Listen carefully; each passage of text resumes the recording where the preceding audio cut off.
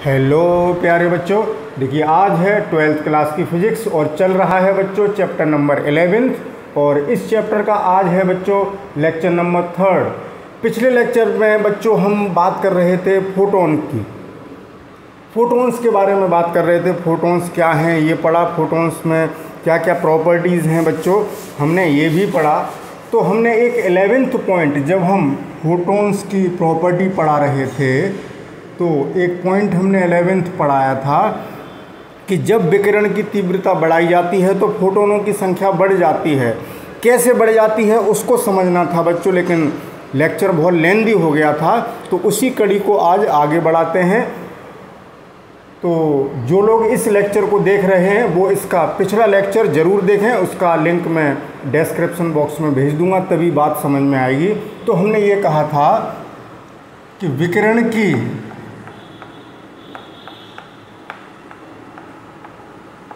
तीव्रता बढ़ाने पर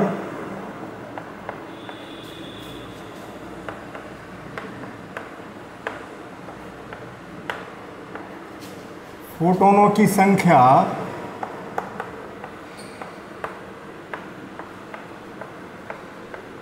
बढ़ जाती है।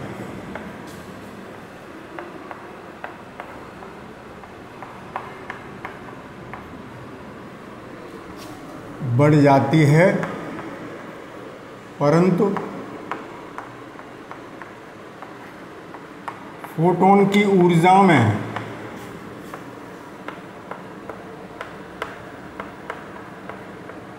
कोई परिवर्तन नहीं होता या अपरिवर्तित रहती है। ये बात हम पढ़ा चुके हैं बच्चों पहले। कोई परिवर्तन नहीं होता है। अब ये कैसे है बच्चों, मेन बात यही है, क्योंकि फोटो इलेक्ट्रिक इफेक्ट प्रकाश वैद्युत प्रभाव की घटना को समझने के लिए इस पॉइंट को समझना बहुत ज़रूरी है।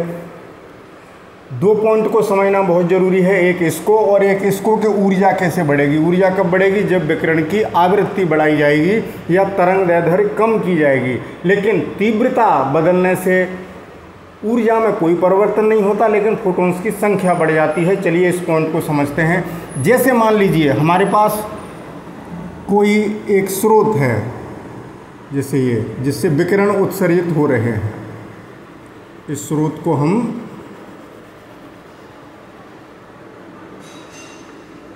ये कोई स्रोत है, कोई बल्ब है, कोई मरकरी लैंप हो सकता है या सोडियम लैंप हो सकता है, या कोई भी स्रोत है जो कि रेडिएशन विकिरित कर रहा है, इससे विकिरण निकल रहे हैं या प्रकाश निकल रहा है। तो देखें, मान लीजिए इसकी जो पावर है बच्चों 100 वाट है। कितने वाट है? 100 वाट पावर। जैसे आपने देखा होगा जो बल्ब होते हैं घरों में कि 20 वाट का है, कि 15 वाट का है, कि 100 वाट का है, कि 200 वाट का है। CFL होती हैं 15 वाट, 20 वाट, कम वाटेज में होती हैं। और जो तंतु वाला बल्ब होता है वो 100 वाट का घरों में प्रयोग किया जाता है। तो ये स्रोत की ये बात केवल मैंने एग्जाम्पल के तौर पे दी है बच्चों। यहाँ पर हम एक ऐसे स्रोत की बात कर रहे हैं कि ज़रूरी नहीं है वो दृश्य प्रकाश ही निकाल रहा हो, कोई सा विद्युत चुम्बकीय विकिरण उससे निकल रहा है। अब पॉइंट हमारा ये है कि कैसे संख्या बढ़ जाती है। तो देखें, ये है पावर 100 वाट और इस स्रोत को हम नाम देते हैं S1। तो बच्चों पावर होती कितनी है? P बराबर जो पावर है किसी भी स्रोत की वो कितनी होती है? नीचे लिखेंगे।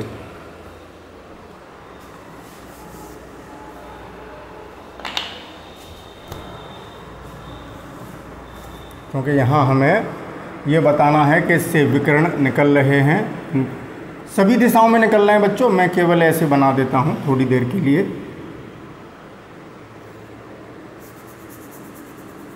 यहाँ से लिखते हैं कि सॉरी बच्चों,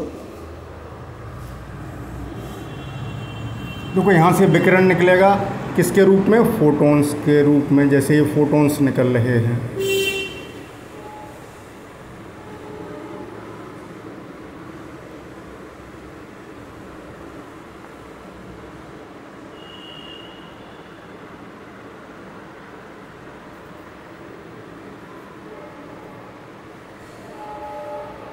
तो इनकी संख्या को समझना है। तो इसके लिए देखिए कि पावर इक्वल्स टू होती है विकिरण की ऊर्जा बटे समय। जैसे आपने W/T पढ़ा, वैसे आपने पावर W/T पढ़ी है। यहाँ W का मतलब विकिरण की ऊर्जा बटे समय से है, विकिरण की ऊर्जा बटे समय, या ये कह सकते हैं कि E/T, विकिरण की ऊर्जा मान ली हमने E और समय T। यानी 1 सेकंड में जैसे 100 वाट है और पावर का मात्रक क्या होता है बच्चों, ऊर्जा है यानी जूल, और समय है यानी सेकंड या वाट, वाट कह देते हैं, या जूल प्रति सेकंड। तो यहाँ से समझें, जैसे 100 वाट पावर है यानी 100 जूल पर सेकंड हो गई। 100 वाट को हम कितना लिख सकते हैं, 100 जूल पर सेकंड। यानी इससे जो टोटल एनर्जी निकल रही है 1 सेकंड में, कितना विकिरण की कितनी एनर्जी निकाल रहा है, 100 जूल। तो 1 सेकंड में उत्सर्जित ऊर्जा,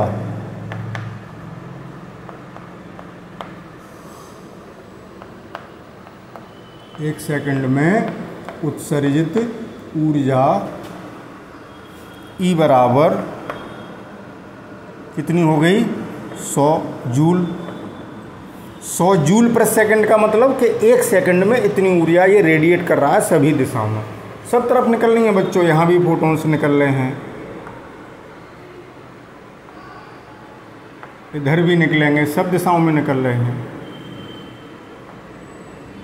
हमें यहाँ केवल बात समझनी है, कॉन्सेप्चुअल।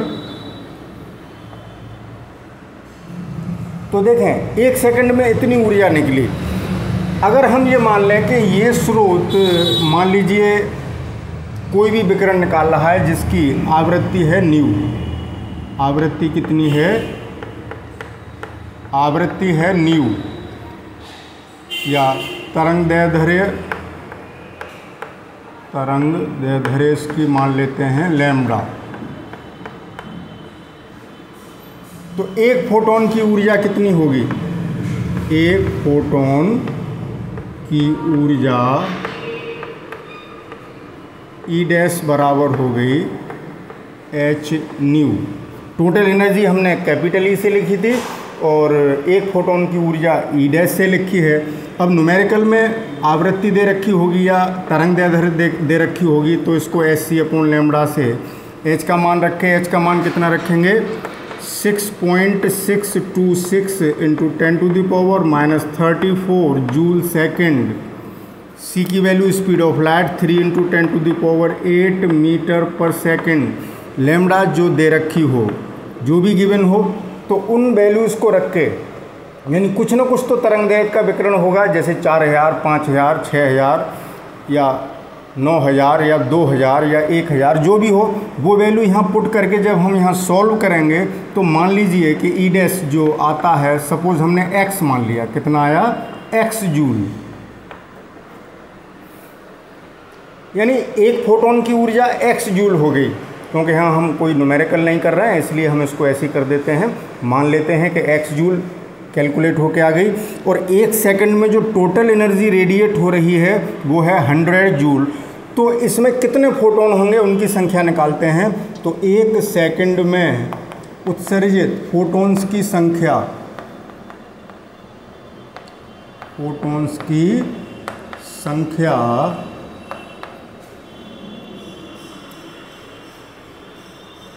n बराबर कुल ऊर्जा। अगर हमें संख्या निकालनी है तो ये छोटी क्लास का कॉन्सेप्ट हो गया कि कुल ऊर्जा यानी E बटे एक फोटोन की ऊर्जा। एक फोटोन की ऊर्जा का अगर भाग कर दें कुल ऊर्जा में तो हमें ये पता चल जाएगा कि वहाँ कितने फोटोन हैं। एक फोटोन की ऊर्जा, बहुत सिंपल सा कॉन्सेप्ट हुआ बच्चों। जैसे हमने आपको एक बॉक्स दिया या एक थैली दी, एक पैकेट दिया कि हमने कहा कि इसमें 500 ग्राम स्वीट है, लड्डू हैं 500 ग्राम, 500 ग्राम वेट है, टोटल वेट, टोटल जो उनका वज़न है 500 ग्राम है। और एक लड्डू का वज़न हमने कहा कि 50 ग्राम का लड्डू है, तो उसमें कितने लड्डू हो गए बच्चों? 500 बटे 50, यानी 10 लड्डू होंगे तभी तो उसका वज़न 50 आया, वो 500 ग्राम आया। तो वही कॉन्सेप्ट है, कुल ऊर्जा बटे एक फोटोन की ऊर्जा। और ये कुल ऊर्जा कौन सी है बच्चों? जो 1 सेकंड में उत्सर्जित हो रही है और वो P के बराबर है। तो हम इसको ऐसे भी लिख सकते हैं कि P बटे E डैश। 1 सेकंड में जो ऊर्जा विकिरित होती है उसी को हम पावर कहते हैं। तो E के स्थान पर हम P भी लिख सकते हैं, क्योंकि यहाँ 1 सेकंड लिख चुके हैं। अगर हम T सेकंड में निकाल रहे होते तो हमें यहाँ E लिखना पड़ता। तो देखें कितनी आ गई वैल्यू, कितनी आ गई? 100। एनर्जी कितनी है? अभी हमने बताया था कि 1 सेकंड में उत्सर्जित ऊर्जा 100 जूल हुई।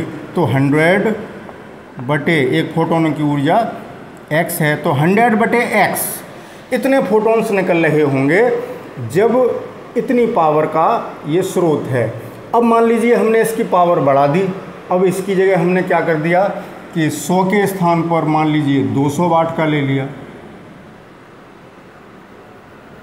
100 के स्थान पर 200 वाट का। अब ये जो स्रोत है वो है 200 वाट। तो बिल्कुल इसी तरीके से करेंगे।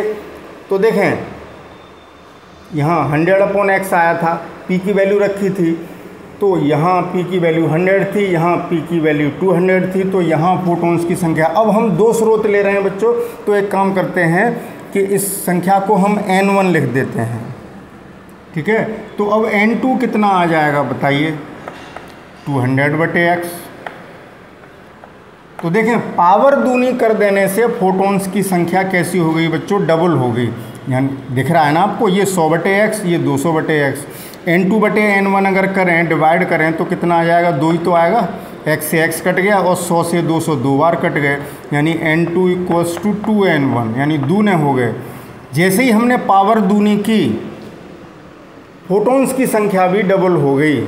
अगर पावर हम ट्रिपल ले लेते, 300 वाट ले लेते, तो 3 गुनी हो जाती, 300/x हो जाती। तो जिस अनुपात में पावर बढ़ाएंगे उसी अनुपात में फोटॉन्स की संख्या बढ़ जाएगी। लेकिन अब आप कहेंगे कि सर आप तो ऊपर ये बता रहे थे कि तीव्रता बढ़ाने पर यहाँ पावर की बात कहाँ से आ गई? तो अब चलिए वहाँ लेके चलते हैं आपको कि पावर और तीव्रता का क्या रिलेशन है।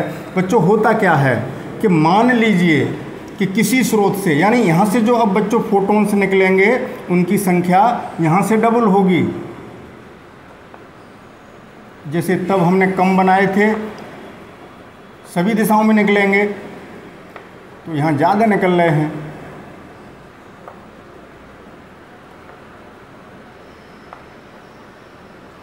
यहाँ हमने बहुत दूर दूर बनाए थे, संख्या कम थी, यहाँ देखिए बहुत सारे बना दिए, ठीक है ना। सभी दिशाओं में बना देंगे। अब ये फिगर से क्या समझना है, यहाँ से आपने कैलकुलेट करके समझ लिया है। अब यहाँ चलते हैं कि आप तीव्रता की बात क्यों नहीं कर रहे हैं, पावर की बात क्यों कर रहे हैं। तो देखें बच्चों, तीव्रता होती क्या है? तीव्रता की क्या डेफिनेशन है कि किसी स्रोत से 1 सेकंड में विकिरण के लंबवत एकांक पृष्ठ क्षेत्रफल से गुजरने वाली एनर्जी को, ऊर्जा को हम उस विकिरण की तीव्रता कहते हैं। जैसे ए क्षेत्रफल से t समय में अगर E ऊर्जा निकल रही है, जैसे कोई क्षेत्रफल है, जैसे ये यहाँ से जो एनर्जी निकल रही है बच्चों, इससे जो एनर्जी क्रॉस कर रही है वो कितनी है? E, और इसका क्षेत्रफल है A, और ये एनर्जी कितने समय में निकली? t सेकंड में। तो तीव्रता कितनी हुई? एकांक समय में देखनी है, एकांक समय में और एकांक क्षेत्रफल से। तो एकांक समय में देखनी है और एकांक क्षेत्रफल से देखनी है। तो एकांक समय में देखनी है तो t का भाग, और एकांक क्षेत्रफल से देखनी है तो a का भाग। और E/T अभी हमने बताया था कि E/T पावर होती है, तो कितना आ गया? P/A, यानी I सीधे सीधे पावर के प्रोपोर्शनल हो गया। इसका अर्थ क्या हुआ कि हमने यहाँ पावर बढ़ाई थी स्रोत की, तो तीव्रता भी तो बढ़ी उसी अनुपात में, वो भी डबल हो गई। तो पावर बढ़ाने का सेंस एक तरीके से क्या हुआ कि तीव्रता भी बढ़ गई। यहाँ तीव्रता जो थी, अब यहाँ तीव्रता, यहाँ की तीव्रता की दोगुनी हो गई, इसलिए फोटॉन्स की संख्या भी दोगुनी हो गई। तो अब बात क्लियर हुई कि तीव्रता बढ़ाने पर फोटोनों की संख्या बढ़ जाती है। तो इस बात का विशेष रूप से ध्यान रखेंगे कि जो तीव्रता है उसका रिलेशन सीधा सीधा पावर से है। हमने किसी स्रोत की पावर बढ़ाई है, इसका मतलब उसकी तीव्रता बढ़ी है उसी अनुपात में, और उसी अनुपात में फोटॉन्स की संख्या बढ़ी है। ठीक है ना। तो इसका स्क्रीनशॉट लें, ये कॉन्सेप्ट बिल्कुल क्लियर हो गया होगा। अब आपकी एक एनसीईआरटी बुक में एक न्यूमेरिकल है, उस न्यूमेरिकल को सॉल्व करके ये पूरा कॉन्सेप्ट आपका बिल्कुल क्लियर होगा। तो जल्दी से टेक अ स्क्रीनशॉट।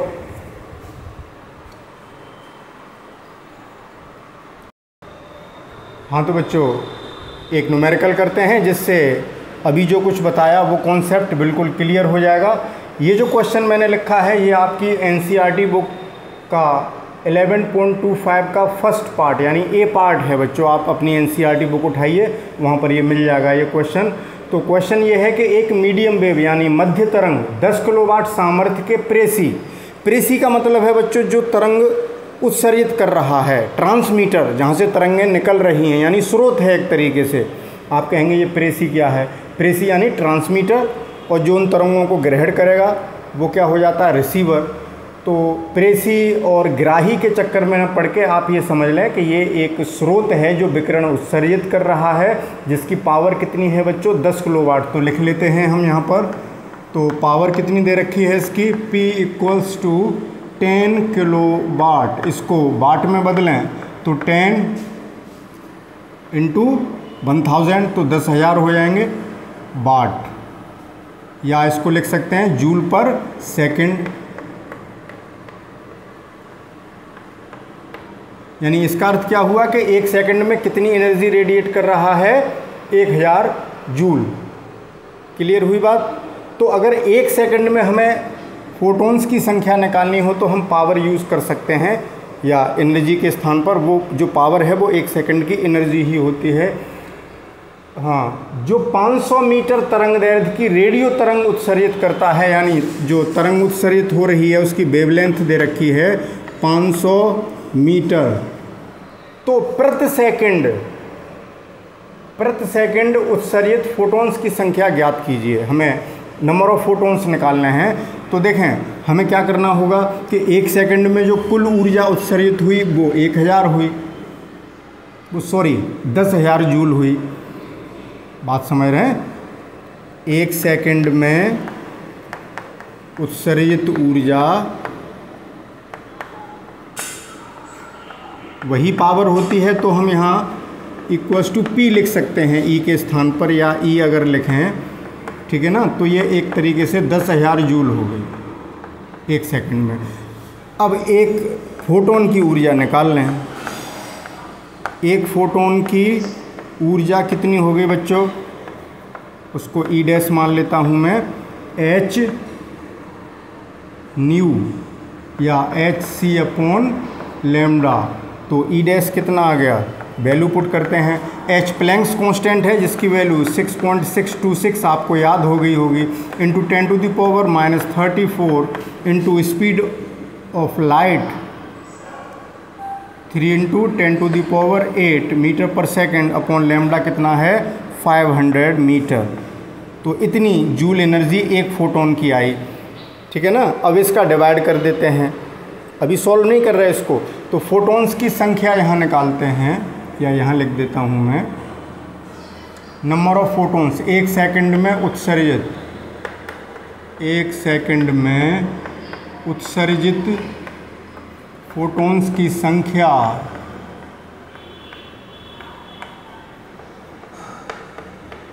n बराबर एक सेकंड में उत्सर्जित ऊर्जा, और एक सेकंड में उत्सर्जित ऊर्जा क्या होती है बच्चों? पावर बटे एक फोटोन की ऊर्जा।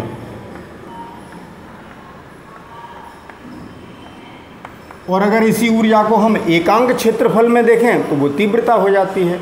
एक सेकंड में ऊर्जा देख रहे हो तो पावर, और एक सेकंड के साथ उसमें एकांक क्षेत्रफल और लगा दो तो वो तीव्रता हो जाती है। लेकिन उसकी बात नहीं कर रहे, तो n बराबर कितना हो गया, 1 सेकंड में उत्सर्जित ऊर्जा पावर के बराबर हुई बटे एक फोटोन की ऊर्जा हमने ई डैश मानी है, वैल्यू पुट करिए। पावर कितनी थी, 10,000, यानी 1 सेकंड में जो उत्सर्जित ऊर्जा है 10,000 हुई बच्चों, बटे एक फोटोन की ऊर्जा हमने ये निकाली है, तो ये वैल्यू नीचे रखेंगे तो ये वाला टर्म तो नीचे आएगा और ये वाला ऊपर पहुंच जाएगा, इंटू 500 ऊपर हो गया, बटे नीचे कितना हुआ 6.626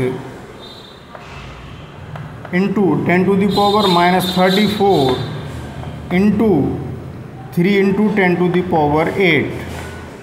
इसको सिंप्लीफाई करते हैं तो देखें ऊपर 5 हो गया, 5 इंटू 10 टू द पावर 1 2 3 4 5 6 बटे 6.626 इंटू 3 इंटू 10 की पावर -34 प्लस 8 करेंगे तो माइनस के कितने रह गए 26। अब ये 26 ऊपर जाएंगे तो हो जाएंगे 36, लेकिन अभी नहीं कर रहे, एक काम करेंगे, देखें 5 इंटू 10 टू द पावर 26 और 6 हो गए 32, 26 और 6 32 बटे 3 का यहाँ गुणा करिए, 3 18, 3 दूनी 6 और 1 7, 3 18, 3 18 और 1 19। अब यहाँ 19 है, यहाँ 5 है तो एक जीरो यहाँ से ले लेते हैं, तो इसको लिख सकते हैं 50 गुणा 10 की घात 31 बटे 19.878। तो कितने आ जाएंगे बच्चों, यहाँ देखें, इसको सिंप्लीफाई करते हैं, 50/90 जल्दी हो जाएगी बच्चों, 50 divided by 19.878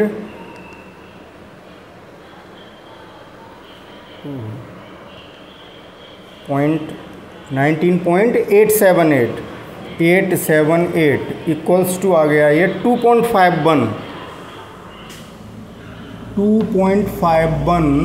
into 10 to the power 31। ठीक है, अब आंसर ज़रा मैच कर लेते हैं कि बुक में कितना आ रहा है, 11.25 का आ रहा है बच्चों, ये आ रहा है 3 इंटू 10 टू द पावर 31 कर दिया है इन्होंने। चलिए जो भी है अपना जो आ रहा है वो ठीक है, क्योंकि h की वैल्यू उन्होंने राउंड ऑफ कर दी होगी बच्चों,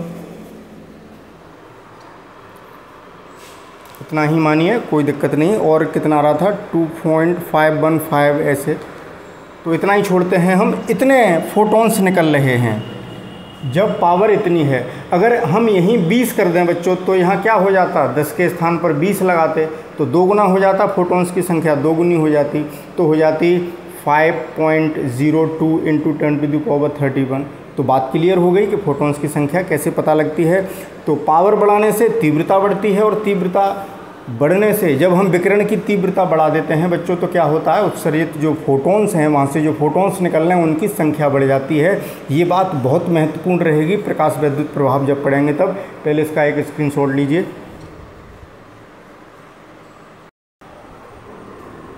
तो ठीक है बच्चों, अब आज तक यानी इस 3rd लेक्चर तक आप फोटॉन्स के बारे में सब कुछ सीख चुके। अब हम पूरी तरीके से तैयार हैं कि कल हम पढ़ेंगे फोटो इलेक्ट्रिक इफेक्ट। प्रकाश वैद्युत प्रभाव को समझने की कोशिश करते हैं कि किस किस वैज्ञानिक ने क्या क्या प्रयोग किए थे। तो प्रयोगों के माध्यम से सीखेंगे कि ये प्रकाश वैद्युत प्रभाव कैसे समझ में आया था, कैसे सामने आया था। तो कल का लेक्चर भी बहुत महत्वपूर्ण होने वाला है, क्योंकि ये पूरा चैप्टर ही बहुत इंपॉर्टेंट है। तो मिलते हैं कल उस नए टॉपिक के साथ, फोटो इलेक्ट्रिक इफेक्ट के साथ। ओके बच्चों, thank you for watching, best of luck.